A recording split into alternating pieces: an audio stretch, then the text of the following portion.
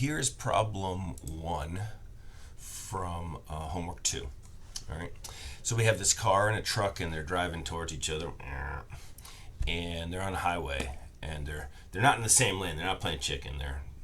So don't worry about that. They're not going to crash. At time 0, they're 3/4 of a mile apart from each other. And at that point, at that moment, we'll call this point P for the car and Q for the truck. The car is going 65 miles an hour, where the truck is going 35 miles an hour. And the car goes past this point right here 40 seconds later, but the truck goes by point P 45 seconds after that, right? I gotta say, this could be ambiguous here, trying to decide whether we want to say that it's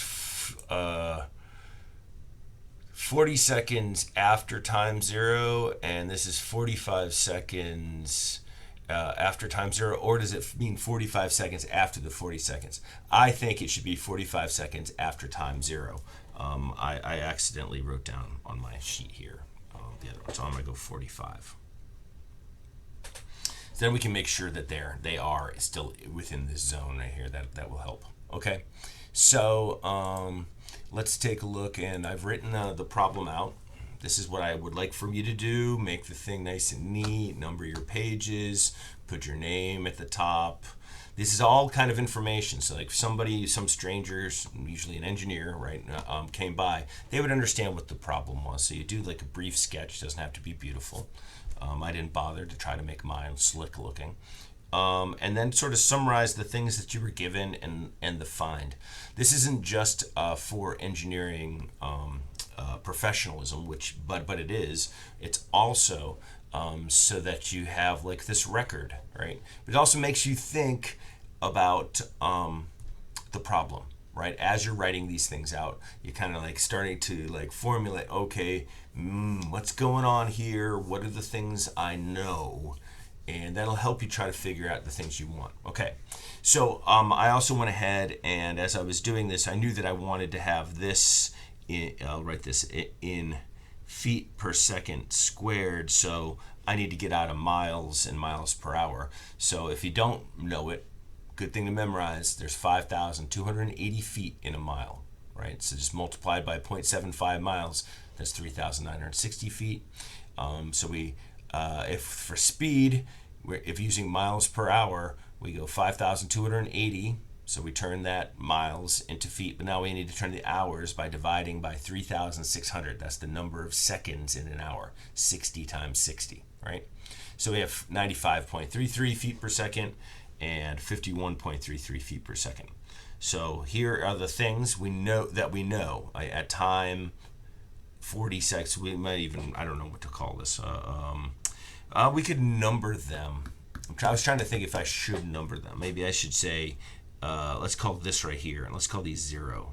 That might be better, right? So that gives me an idea of the thing, right? So let's call this one 1. We'll call this one 2. Now, actually, there's a sequence going on here. So let me call this one, I have a reason for this. Let me go through this one. We're going to call this one 2 and call this one 3. And we'll call this one is going to be the one where they pass each other, right? So they should be passing each other inside the zone. I hope so. If I pick the numbers correctly, they should be passing inside the zone. So I'm just doing this to try to organize my thoughts right in here. So we want to find this right here, right? That's the third part. We want to find the velocity when they pass each other. These are constant accelerations, so they'll be the same. So the thing that we want to do as part of this first part of this problem is just find the accelerations. And that it's a constant acceleration problem. So let's write out that the XA, right? So we're going to try to, we know the distance right here, and we know the initial velocity, and we know the time. So all of those things combined right there, we might want to find this XA2, right? And yeah, I guess we'll write it that way right here. So this is going to be when this happens right here, right? When A passes Q. So this will be the second event, right? And we could say that this is XA0, but we're going to start from 0, so that's just going to go away right in there. And it's going to be plus the initial velocity of A. And maybe I'll write this out as so with A0 times time 2 plus the acceleration, well, 1/2, well, I can squeeze it in there, 1/2 acceleration of A times t2 squared, right? Just trying to organize our thoughts. You don't have to do this, but it doesn't hurt, right? So putting in the values for this, we know that this is going to be the 3,960. 3,960. And it's going to equal, okay, so this could be 0 plus our initial velocity that we were given, 95.33, times the time, 40 seconds, plus 1/2 the acceleration of A, that's what we're looking for, and then the 40 seconds squared, right? And we could do that. We don't necessarily need to do the algebra on the page right there, but if it's too much information to be able to digest, go ahead and write the thing out. If you have trouble with the algebra, I think making an extra step in there. But I'm using a Hewlett-Packard HP35S calculator. I think real engineers use HP calculators. Just so you know, it's sort of an engineer thing. Not every engineer does, but like the good engineers. There's lots of joking around that Hewlett-Packard calculators are better because they use this thing called reverse Polish notation, and I'll show you. It doesn't have an equal sign on it, and the idea here is we type in a number, then we hit enter, and now it's in the stack, and now we can put in another number. Let's say 95.33, and I enter that into the stack, and then I take 40. And now I have two things in this stack, and now I perform an action on them. So I multiply, I hit multiply, and that's going to be what this is right here. And now I'm going to subtract that over here, right? Subtract this from there. So that this number's already in the stack, and that number's in the stack. So I hit minus right there. So that's what's left over. I'm going to hit 2, and now I'm going to hit multiply. And then I'm going to hit 40, and I'm going to square it,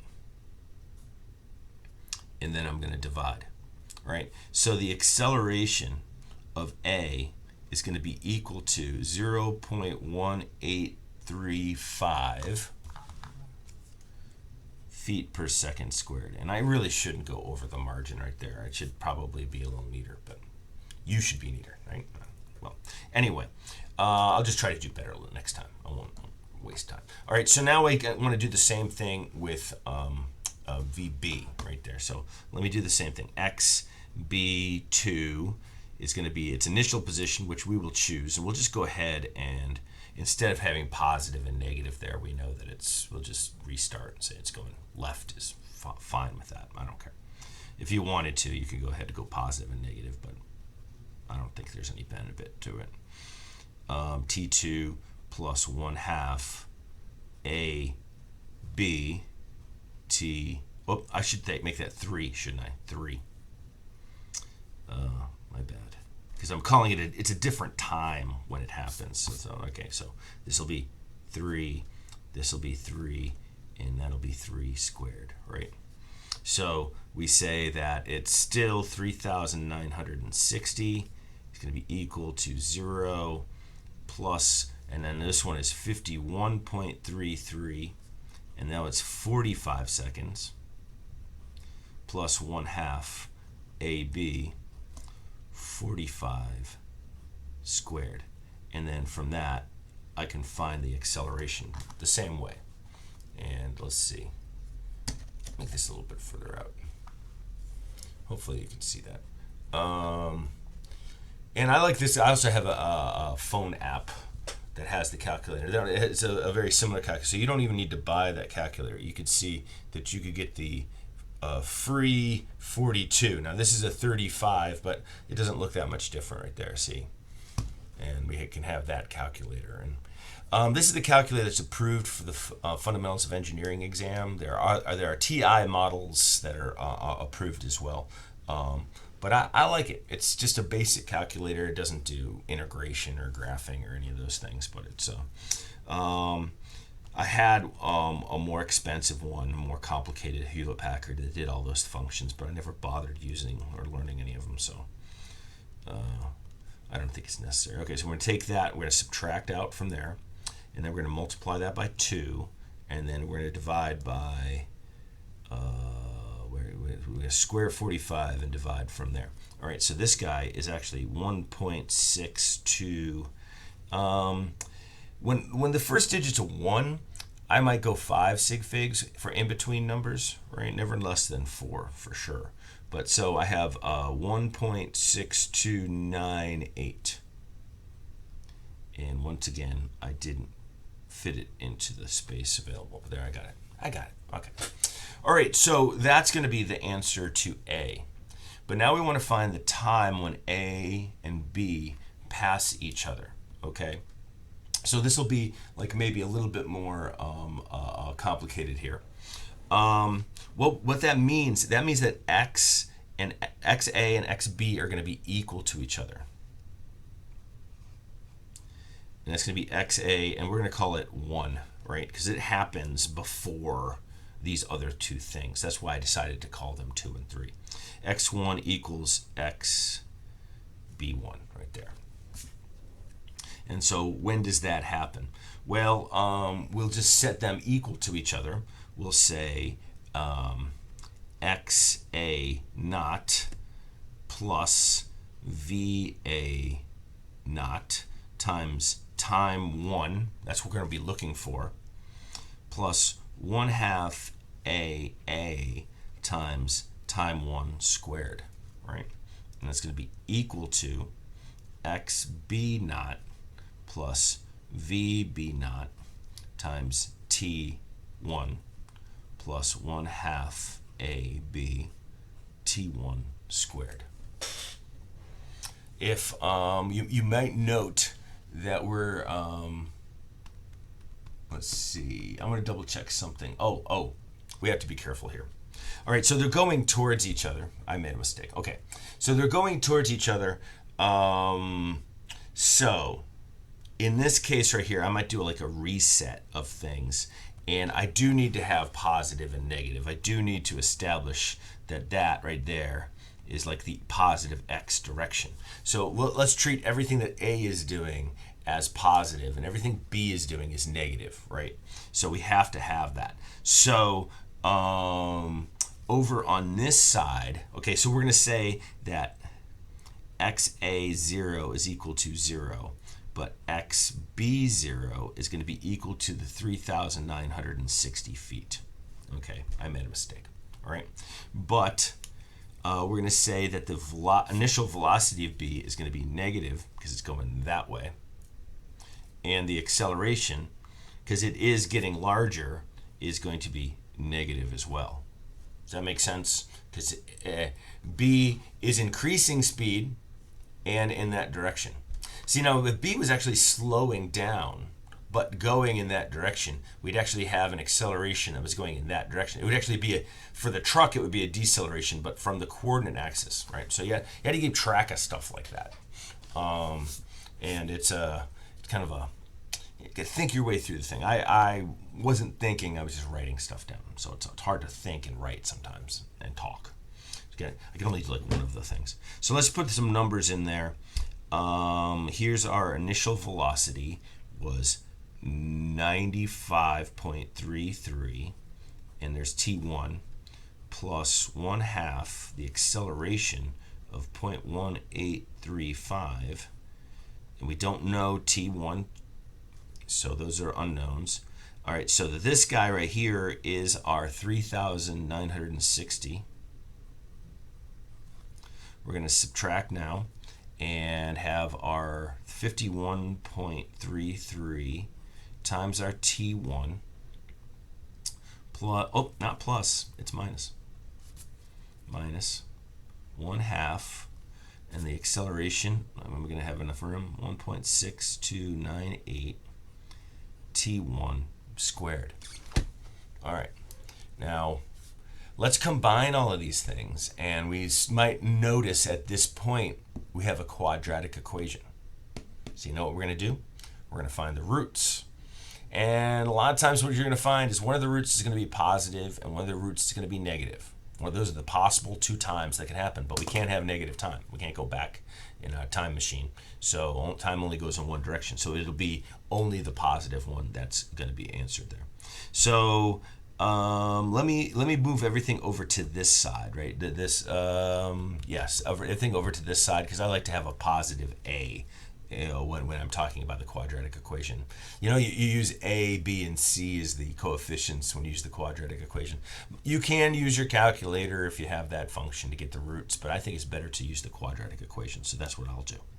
So over here on the side, I'll start out with this guy. Well, actually, I think I'm going to change my mind. I'm going to bring everything over to the right-hand side. Maybe? No, I'll bring it over to the left-hand side. Boy, indecision. So I already have this. By the way, one of the things in the Hewlett Packard is the stack. We can sometimes we can make things more efficient because we had numbers left in the stack. So I'll just multiply this by 0.5, right? It's already in there, so just 0.5 times, right? And it's going to be positive when it comes back over to here. And so I'll hit this little button that flips the two values, boom, right there. And I'll multiply this one by 0.5. And then I'll add those two things together because that was minus comes over here, boom, right? All right, so the coefficient in front of the T1 squared is 0.9066. And that's 4 sig figs is good enough. It'll be T1 squared, right? So I combine that, and that's. Now I'll bring this one over here, and this one also is going to add. So I don't think I have it in the stack. I can roll down the stack. No, I don't have that in there, so I'll have to retype it in.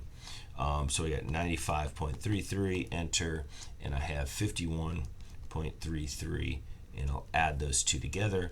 So that's going to be positive 146.6. And I might actually even add my 3 in there because that does start with a 1. That's a good practice to, not squared. Jeez, gotta think. T1, right? So that's just the coefficient of T1. And then I'm going to bring this over minus 3,960, and that's going to equal to 0 because I got everything onto the left-hand side. So I use my quadratic equation. So I'm going to go T1 is going to equal to, and remember the quadratic equation? Probably not, because people nowadays always use their calculators to find roots, but it's negative b plus or minus the square root of b squared minus 4ac, is that right? Yep, over 2a. Good thing to memorize, tell you what.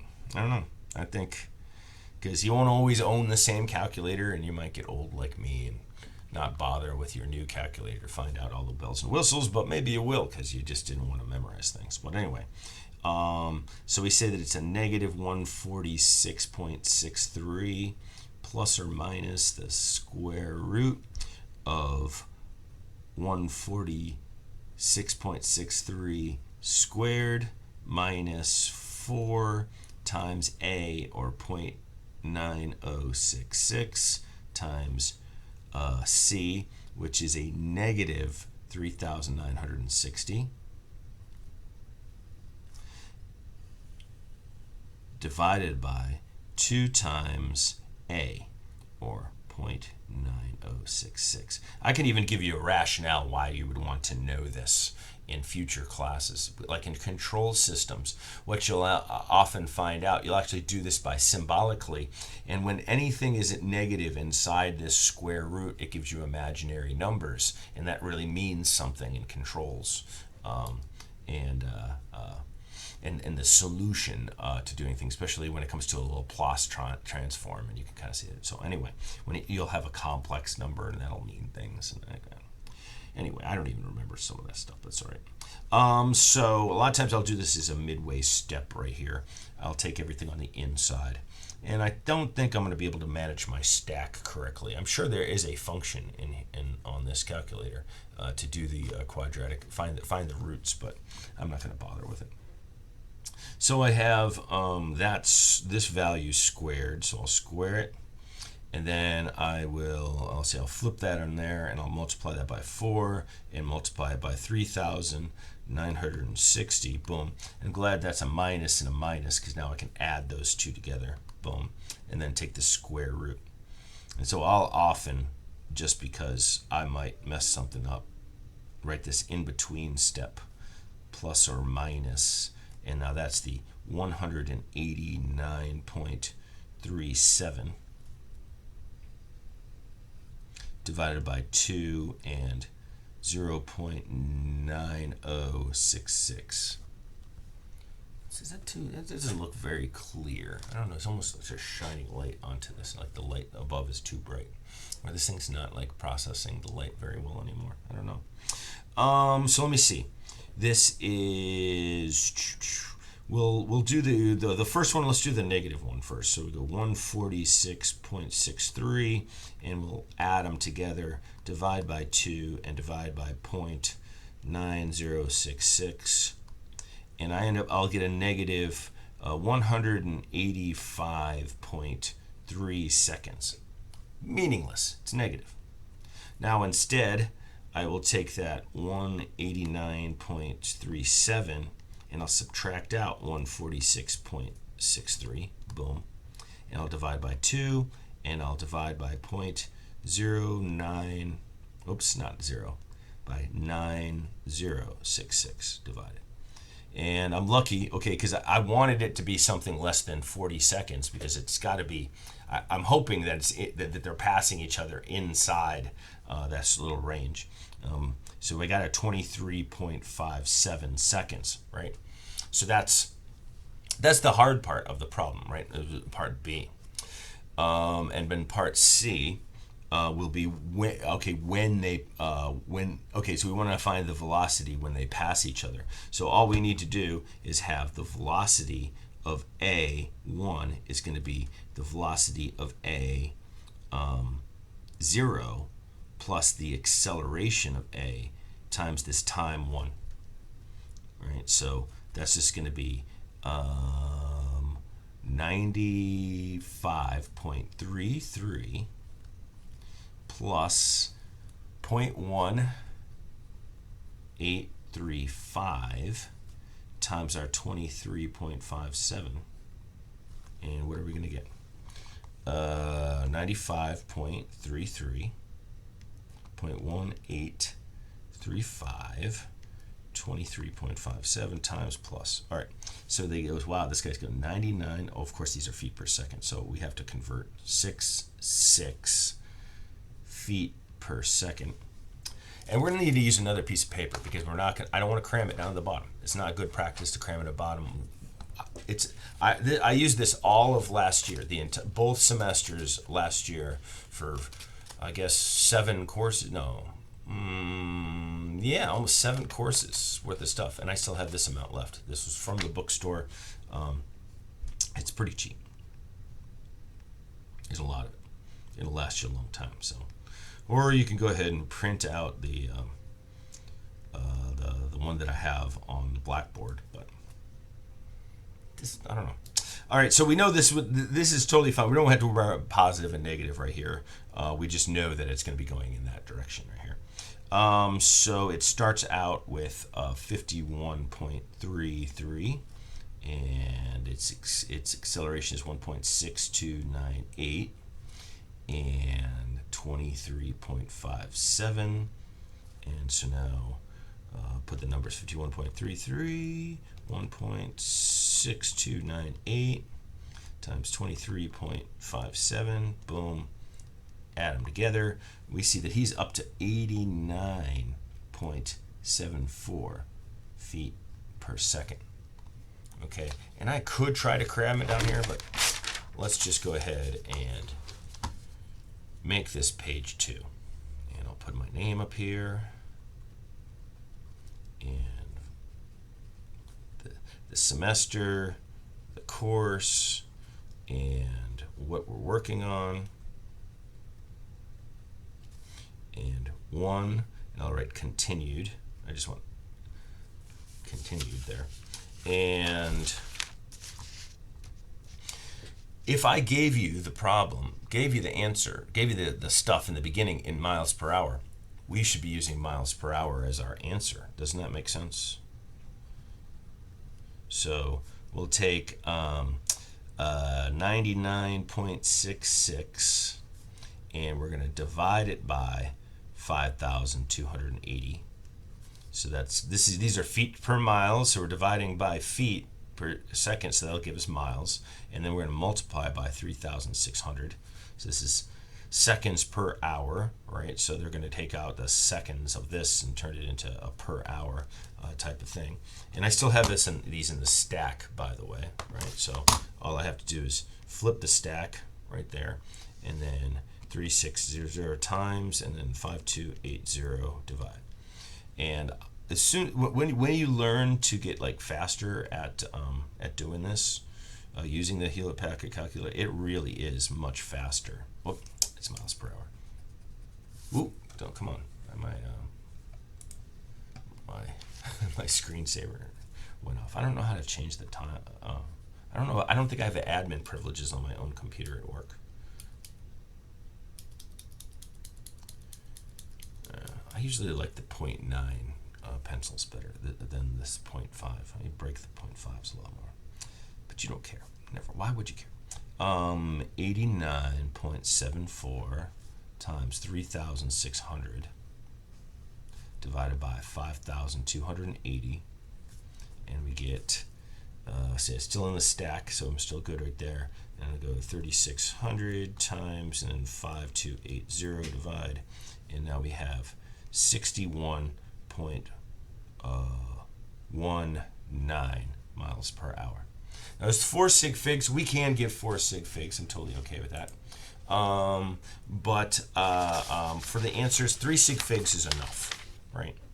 Because we don't want to give too many sig figs. We don't want to imply a degree of certainty of our answer that's more than we would actually have. So I'll have my answers here. And so for A, the answer is the acceleration. And let's use these as vectors. Let's start getting in the habit, all right? So these are vectors. So we'll put a vector hat on top of them and say that it's 0.184 feet per second squared. And that arrow makes it into a vector, right? We have magnitude and direction. We can say the acceleration of B is equal to 1.63 feet per second squared, but it's going in that direction, accelerating in that direction. We can say that B, the time, is equal to, and I could call it time 1 if I want to, but I was just doing that as an in-between thing. But I think it's fine to keep it in there. We say that it's 23.6 seconds, and then C, and I'm not using the lines really correctly here, but I'll keep going on with it. We have VA1 is going to be 99.7 feet per second in that direction, and VB1 is going to be 89.7 feet per second. There. All right. It's this is a worthwhile problem because it even though this topic is seemingly easy, it wasn't necessarily clear for when you were at this stage right here, when you wrote down like, how do I proceed? Well, just start thinking about what you know and what properties, right? When you know that there was a uniform, they said that as part of the problem, it was uniform acceleration, and it was one of the first things they asked. And so we know that we had distance and we had time and we had initial velocity, so that should have been a hint that we were going to go with this relationship, right? And from that we were going to be able to get the accelerations. And then this might have been a little trickier to find. Well, they're going to be in a common position when they pass. So, and then also maybe a little bit trickier was to note that there, this one we want to set up this as the origin and come in that direction, and then make this all these things negative right here and all these things positive, because what we're deciding is what negative positive. So that might have been a stumbling block that you would have had to go through, but you should know that now having seen that, you should be on the lookout for it in the future. And also the idea that sometimes if you see one of them's a term that's squared and a term that's the not squared and the constant, know that you need to find the roots of the thing, and that negative is not a real time, and I think you can work through the thing. So it's with experience that you get better at these. So when if you had to give up and watch the video to do the homework, that's fine. You're on your way, but try to push know that you need to solve some other problems so that you're going to get that aha moment and be able to figure the thing out. So I'm going to go over into problem 2 now. Thank you.